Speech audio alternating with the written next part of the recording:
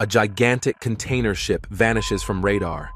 Now, Coast Guard airplanes are set to resume searching for a U.S. cargo ship that disappeared after facing the full fury, I should say, of Hurricane Joaquin. 33 people are aboard the El Faro. Suddenly, the U.S. military scrambles. Disciple 1, Mongoose 2. That's affirmative. However, we're checking out some activity west of that zone. Break. Within hours, the vessel is forcibly shut down. Breaking news, a desperate search underway right now for 33 people. They are missing. The cargo ship they were on sailed straight into the path of Hurricane Joaquin. We covered 70,000 square nautical miles yesterday looking for the El Faro. For our search planning efforts, we are assuming that the vessel has sank. What horrifying discovery triggered such drastic action? As panic ripples through shipping lanes, I think that they put schedule over safety. El Faro was a 40-year-old vessel. It was a rust bucket. This was the last trip the ship was going to take before they retired it for a complete refitting. the answers could shatter everything we thought we knew about maritime security. From cyber attacks to hidden stowaways, the possibilities are as vast as the sea itself. The incident exposes the fragility of global trade. Who's behind it? Captain steered that ship right into the eye of that storm. He put himself north of the Bahama Islands. He had no place to turn. He should have either turned back to Jacksonville, never left Jacksonville, or chose another route. I think that unless there is some exculpating evidence, this is the blood of 33 mariners on the hand of this owner, Tote Marine. Crew was able to abandon ship.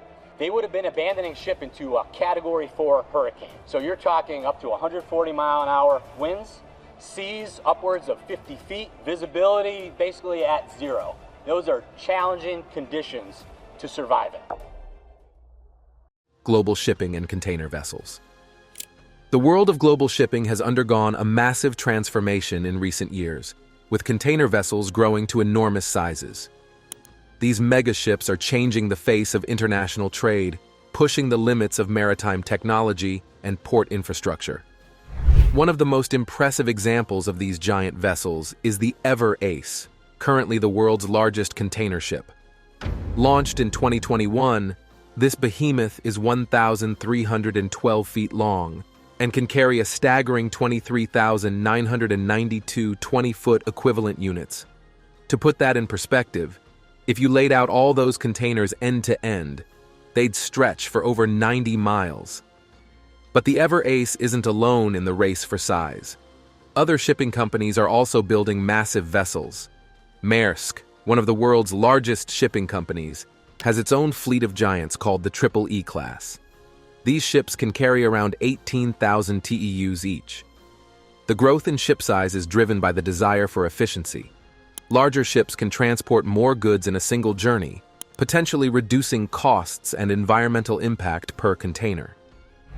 Have you ever wondered how these massive ships navigate through narrow waterways? The answer lies in careful planning and advanced technology. Take the Panama Canal, for example. In 2016, it underwent a major expansion to accommodate these larger vessels, now known as new Panamax ships. The new locks are 1,400 feet long, 180 feet wide, and 60 feet deep, allowing ships carrying up to 14,000 TEUs to pass through. However, the rise of these megaships hasn't been without challenges. In March 2021, the world watched as the Ever Given, a sister ship of the Ever Ace, became stuck in the Suez Canal, blocking this crucial waterway for 6 days. It took 6 days to dislodge that giant container ship that was stuck on the sandbank in the Suez Canal. This incident highlighted the potential risks associated with these massive vessels and the importance of proper navigation and infrastructure. Despite such challenges, the trend towards larger ships continues. In fact, as of 2023, several shipping companies have placed orders for even bigger vessels. These future giants, sometimes called Megamax 24 ships, will be capable of carrying up to 24,000 TEUs. The first of these, the MSC Irina, was delivered in August 2023 and is currently the largest container ship by capacity. The growth of these megaships has also led to changes in global shipping alliances. To maximize efficiency and reduce costs, major shipping companies have formed partnerships to share vessel space. The three main alliances, 2M, Ocean Alliance, and The Alliance, control about 80% of the global container market. This concentration has raised concerns about potential monopolistic practices and the need for regulatory oversight. Interestingly, while these massive ships are impressive feats of engineering, they're not always the most practical choice for all routes. Smaller, more versatile ships are still crucial for regional trade and ports with less capacity. This has led to a diverse ecosystem of vessel sizes in global shipping, each serving specific needs and routes. One question that often arises is, how do these enormous ships impact the environment? While larger ships can be more fuel efficient per container, they still consume vast amounts of fuel. The shipping industry is under pressure to reduce its carbon footprint, and many companies are exploring alternative fuels and technologies. For instance, some newer ships are being designed to run on liquefied natural gas, or LNG, which produces fewer emissions than traditional marine fuels. In recent developments, the International Maritime Organization has set ambitious targets for reducing greenhouse gas emissions from shipping. By 2050, the goal is to cut emissions by at least 50% compared to 2008 levels. This has spurred innovation in ship design and propulsion systems. Some companies are even exploring the use of wind power, with modern interpretations of sails being tested on cargo ships. The COVID-19 pandemic has also had a significant impact on global shipping. Initially, it caused disruptions and delays, but as economies reopened, demand for goods surged, leading to record profits for shipping companies. This boom has fueled further investment in larger vessels and port infrastructure. However, the industry faces new challenges. The ongoing conflict in Ukraine has disrupted traditional shipping routes, particularly in the Black Sea. More recently, attacks on commercial vessels in the Red Sea by Houthi rebels have forced many ships to take longer routes around Africa, increasing costs and transit times. These geopolitical tensions highlight the vulnerability of global supply chains and the critical role that megaships play in world trade. They also underscore the need for flexible and resilient shipping networks that can adapt to sudden changes in the global landscape. As we look to the future, the trend towards larger ships shows no signs of slowing. Shipyards in Asia are working on designs for even bigger vessels, potentially capable of carrying up to 30,000 TEUs. However, the practicality of such ships remains a subject of debate within the industry. The rise of megaships has also spurred technological advancements in areas like automation and digital navigation. Many of these large vessels are equipped with advanced systems that can optimize routes, predict weather patterns, and even assist in docking procedures. Some experts predict that fully autonomous container ships could become a reality within the next decade, though significant regulatory and safety hurdles remain. As these giant ships continue to grow in size and number, they're reshaping not just the shipping industry, but global trade as a whole. They're pushing the limits of maritime engineering, challenging port infrastructure, and forcing us to rethink our approach to international commerce. How will ports around the world adapt to handle these increasingly large vessels? U.S. port infrastructure challenges. As global shipping evolves with the advent of megaships, U.S. ports face significant challenges in keeping up. Many of America's ports, originally designed for smaller vessels, are now struggling to accommodate these maritime giants. This mismatch between ship size and port capacity has created a pressing need for infrastructure upgrades across the nation. One of the most critical issues is water depth. Many U.S. ports simply aren't deep enough to handle the draft of these massive ships. For instance, the Port of Savannah, one of the busiest container ports in the country, recently completed a major dredging project to deepen its harbor from 42 feet to 47 feet. This $973 million project, finished in March 2022, allows the port to accommodate larger vessels, even at low tide. But it's not just about depth. Ports also need longer berths, larger cranes, and more expansive storage areas to handle the increased cargo volume. The Port of Los Angeles, the busiest container port in North America, has been investing heavily in such upgrades.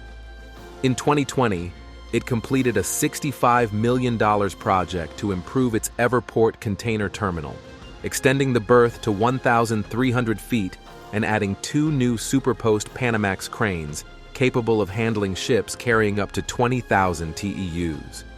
These upgrades are costly, and funding remains a significant challenge. The American Society of Civil Engineers 2021 Infrastructure Report Card gave America's ports a B grade, noting that while there have been improvements, continued investment is crucial. The report estimated that $15.8 billion would be needed between 2021 and 2025 to improve port infrastructure. Interestingly, the challenges aren't limited to the ports themselves. The entire supply chain needs to be considered. For instance, the Port of Oakland has the necessary depth to accommodate megaships, but it faces issues with its landside infrastructure. In 2022, truckers protested against a new state law, AB 5, which affected their work arrangements, causing significant disruptions at the port. Have you ever wondered what happens when a port can't keep up with the demands of these megaships? The consequences can be severe. Ports that can't accommodate larger vessels risk losing business to competitors, potentially impacting local economies. For example, before its recent upgrades, the Port of Savannah would sometimes have to wait for high tide to allow fully loaded megaships to enter, causing delays and inefficiencies. Another crucial aspect of port infrastructure is the use of technology. U.S. ports are increasingly adopting automation and digital solutions to improve efficiency.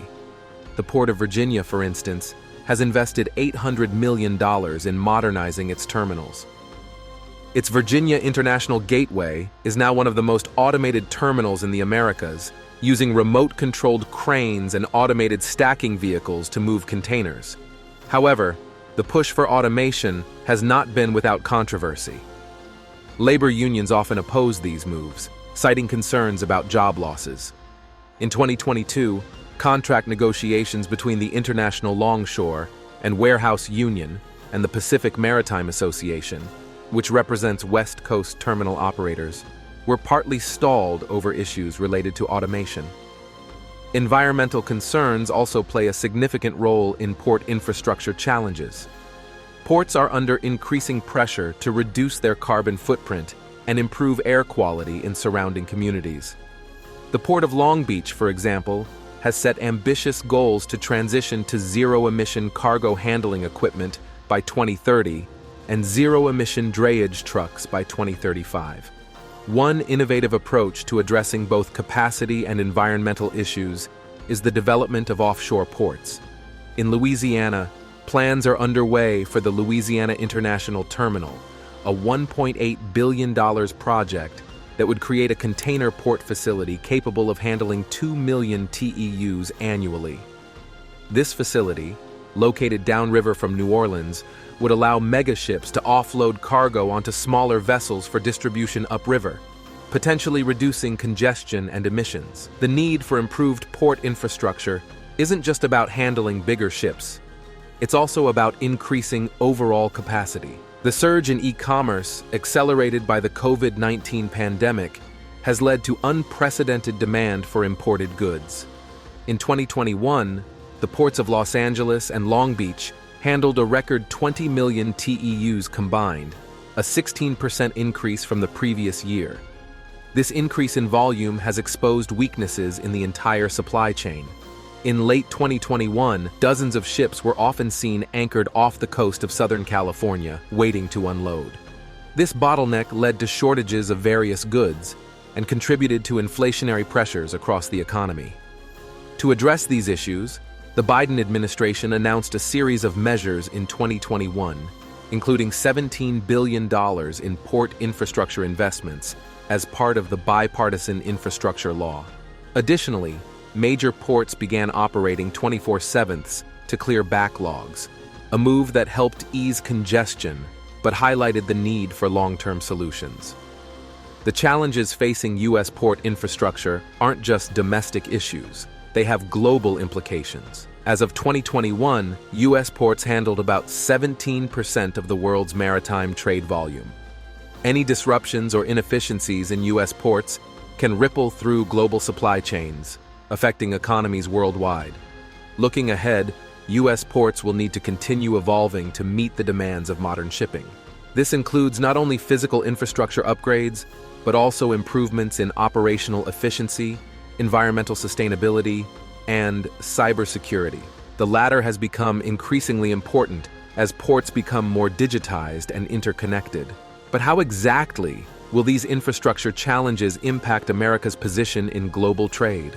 Geopolitical impacts on shipping routes.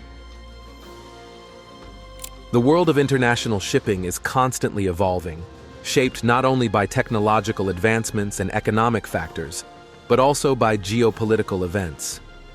Recent years have seen significant shifts in global shipping routes due to various political tensions, conflicts, and strategic maneuvers by different nations. One of the most notable recent disruptions has been the conflict in the Red Sea region. Since November 2023, Houthi rebels in Yemen have been launching attacks on commercial vessels in the Red Sea and the Gulf of Aden. These attacks have forced many shipping companies to reroute their vessels around the southern tip of Africa, avoiding the Suez Canal altogether. This detour adds approximately 3,500 nautical miles to the journey from Asia to Europe, increasing transit times by 10, 14 days and fuel costs by hundreds of thousands of dollars per trip.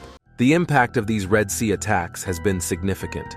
By January 2024, container shipments through the Suez Canal had dropped by 90% compared to December. Major shipping companies like Maersk, MSC, and CMA CGM temporarily suspended transits through the region. This rerouting has not only increased shipping costs, but also raised concerns about potential delays in global supply chains and inflationary pressures on consumer goods. Another geopolitical hotspot affecting global shipping is the Taiwan Strait. Tensions between China and Taiwan have led to increased military activities in the area, raising concerns about the safety of one of the world's busiest shipping lanes. In 2022, when China conducted military exercises around Taiwan in response to a visit by then U.S. House Speaker Nancy Pelosi, some ships were forced to reroute, causing delays and increased costs. Have you ever wondered how these geopolitical tensions might reshape long-term shipping strategies? Some experts suggest that we might see a shift towards more resilient, albeit potentially less efficient supply chains. This could involve diversifying shipping routes, increasing inventories, or even relocating production closer to end markets. The Arctic region is another area where geopolitics is influencing shipping routes. As climate change leads to reduced ice cover, new shipping lanes are opening up. The Northern Sea route along Russia's Arctic coast can cut the journey time between Europe and Asia by up to 40% compared to the traditional route through the Suez Canal. In 2022, 1,515 vessels were granted permission to sail the Northern Sea route, a 45% increase from the previous year. However, the development of Arctic shipping routes is not without controversy. There are concerns about the environmental impact of increased maritime traffic in this sensitive ecosystem. Additionally, geopolitical tensions, particularly between Russia and Western nations, could complicate the use of these routes. The ongoing conflict in Ukraine has already led to reduced cooperation in the Arctic Council, an intergovernmental forum for Arctic issues. The Belt and Road Initiative, or BRI, China's massive infrastructure development strategy, is another factor reshaping global shipping routes. Since its inception in 2013, the BRI has invested in ports, railways, and other infrastructure across Asia, Africa, and Europe. By 2023, China had signed cooperation agreements with 152 countries and 32 international organizations under the BRI framework. One of the most significant BRI projects for shipping is the China-Pakistan Economic Corridor, or CPEC. This includes the development of Gwadar Port in Pakistan, which could provide China with a direct route to the Arabian Sea, potentially reducing its reliance on the Strait of Malacca. By 2023, Gwadar Port had handled over 600,000 tons of cargo, despite ongoing security challenges in the region. The geopolitical landscape is also influencing the development of new ports and the expansion of existing ones. For instance, India has been investing heavily in port infrastructure. partly in response to China's BRI. The Sagarmala program, launched in 2015, aims to modernize India's ports and enhance port connectivity. By 2023, 202 projects worth $30 billion had been completed under this initiative. Sanctions and trade disputes also play a significant role in shaping shipping routes. The US-China trade war, which began in 2018, led to shifts in global supply chains. Some manufacturers moved production from China to other countries like Vietnam and Bangladesh to avoid tariffs. This resulted in changes to shipping patterns, with some smaller ports seeing increased traffic. Similarly, international sanctions on countries like Iran and Venezuela have forced ships to adapt their routes and practices. In some cases, this has led to the phenomenon of dark shipping, where vessels turn off their transponders to avoid detection while engaging in sanctioned trade. The COVID-19 pandemic also had a profound impact on global shipping routes. While not strictly a geopolitical event, the varied responses of different countries to the pandemic highlighted the vulnerability of global supply chains to government actions. The temporary closure of ports, restrictions on crew changes, and fluctuations in demand led to significant disruptions in shipping patterns. One question that arises from these geopolitical impacts is, how might the shipping industry adapt to an increasingly unpredictable global environment? Some companies are exploring the use of predictive analytics and artificial intelligence to anticipate and respond to geopolitical risks more effectively.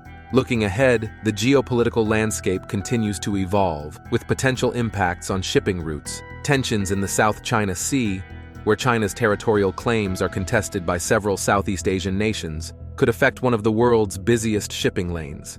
In 2022, about 30% of global maritime trade passed through this region. The ongoing conflict in Ukraine has also had ripple effects on global shipping. While primarily impacting Black Sea routes, it has led to broader changes in energy shipping patterns as Europe seeks to reduce its dependence on Russian oil and gas. As we consider these geopolitical impacts on shipping routes, a crucial question emerges. How do these shifting patterns influence domestic policies and economic strategies? Biden administration policies and criticisms. After weeks of negotiation and working with my team and with the major union retailers and freight movers, the Port of Los Angeles announced today that it's going to begin operating 24 hours a day, 7 days a week. The Biden administration has faced numerous challenges and criticisms since taking office in January 2021, particularly in areas related to the economy, energy policy, and international trade. These policies have had significant impacts on various sectors, including shipping and global commerce. One of the administration's key initiatives was the Bipartisan Infrastructure Law, signed in November 2021. This $1.2 trillion package included $17 billion specifically for port infrastructure improvements. While supporters hailed this as a much-needed investment, critics argued that it didn't address immediate supply chain issues and that the spending could contribute to inflation. Speaking of inflation, it's been a major thorn in the side of the Biden administration. In June 2022, inflation hit a 40-year high of 9.1%. The administration initially described this inflation as transitory, a characterization that drew criticism when price increases proved more persistent. By December 2023, inflation had cooled to 3.4%, but this was still above the Federal Reserve's 2% target. The administration's energy policies have also been contentious. Biden pledged to transition the U.S. away from fossil fuels, canceling the Keystone XL pipeline permit and pausing new oil and gas leases on federal lands early in his term. However, these moves were criticized for potentially increasing energy costs and reducing U.S. energy independence. In response to high gas prices in 2022, Biden released unprecedented amounts of oil from the Strategic Petroleum Reserve, a decision that drew both praise for its immediate impact and criticism for potentially leaving the U.S. vulnerable in future crises. But how do these domestic policies affect America's position in global trade? The administration's approach to international trade has been markedly different from its predecessors. While maintaining some Trump-era tariffs, particularly on Chinese goods, Biden has sought to rebuild alliances and engage in multilateral trade agreements. One significant move was the creation of the Indo-Pacific Economic Framework, in May 2022. This initiative, involving 14 countries representing about 40% of global GDP, aims to establish common standards in areas like supply chains, clean energy, and digital trade. However, critics note that it doesn't include traditional market access provisions, potentially limiting its economic impact. The administration has also faced challenges in its handling of the US-China relationship. While maintaining a tough stance on issues like human rights and technology transfer, Biden has sought to stabilize relations and avoid outright conflict. This balancing act has drawn criticism from both hawks, who want a harder line, and businesses concerned about continued trade tensions.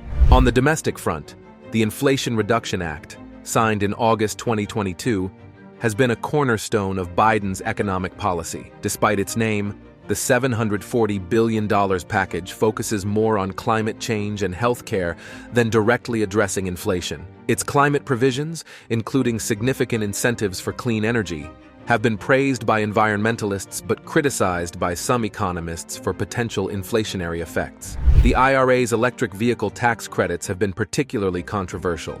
While designed to boost US EV production, they've faced criticism from trading partners like the EU and South Korea for potentially violating international trade rules. The administration has had to navigate these concerns while trying to maintain its domestic manufacturing goals. Biden's student loan forgiveness plan, announced in August 2022, promised to cancel up to $20,000 in federal student loan debt for eligible borrowers. However, this plan was struck down by the Supreme Court in June 2023, forcing the administration to pursue alternative, more limited debt relief measures. The administration's immigration policies have also drawn significant criticism. Despite campaign promises to reform the immigration system, Biden has struggled to address the surge in border crossings. In fiscal year 2023, U.S. border authorities reported a record 2.48 million encounters with migrants at the southern border. On the international stage, the chaotic withdrawal from Afghanistan in August 2021 was widely seen as a significant misstep. While Biden defended the decision to end America's longest war, the rapid Taliban takeover and the tragic deaths during the evacuation led to bipartisan criticism of the administration's planning and execution. The response to Russia's invasion of Ukraine in February 2022 has been a defining foreign policy challenge. Biden has led a coalition of allies in imposing sanctions on Russia and providing military and economic aid to Ukraine. By December 2023, the U.S. had committed over $75 billion in aid to Ukraine. While this approach has garnered support from allies, it has faced domestic criticism over its cost and concerns about escalation. But then, how do these policies impact everyday Americans? The administration points to low unemployment rates and rising wages as signs of economic strength. However, critics argue that persistent inflation has eroded these gains, with real wages struggling to keep pace with price increases. The CHIPS and Science Act, signed in August 2022, aims to boost domestic semiconductor production with $52.7 billion in subsidies. While supporters see this as crucial for technological competitiveness and supply chain resilience, critics worry about government intervention in markets and the potential for wasteful spending. As we look ahead to the 2024 election, Biden's record on these issues will undoubtedly be a focal point of debate.